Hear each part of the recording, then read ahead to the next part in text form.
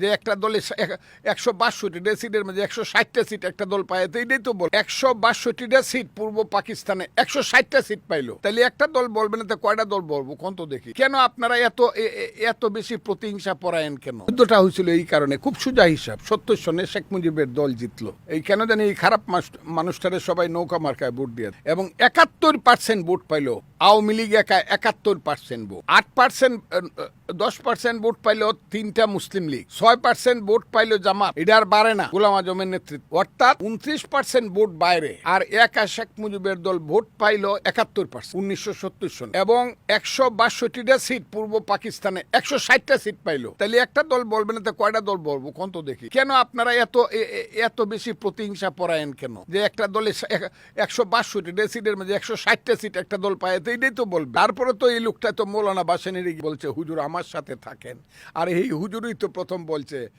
এই মুজিব তুমি স্বাধীনতা ঘোষণা করো, তোমার সাথে আমি থাকবো। হুজুরের বাদ দিয়া করছে, মনি সিং রে বাদ দিয়া করছে, মুজাফর রে বাদ দিয়া করছে, মনোরঞ্জন ধর রে বাদ দিয়া করছে, আর কে ছিল? হ্যাঁ কে ছিল বাংলাদেশে? কোন রাজনৈতিক দল ছিল যে বাদ দিয়া করছে? হ্যাঁ করছে, কারে বাদ দিয়া করছে? জামাতকে বাদ দিয়া করছে। কারণ জামাত বলছে কি বলছে যে মুক্তিযুদ্ধ যারা করে এরা হইল ভারতের দালাল, নাম দিছে দুষ্কৃতিকারী।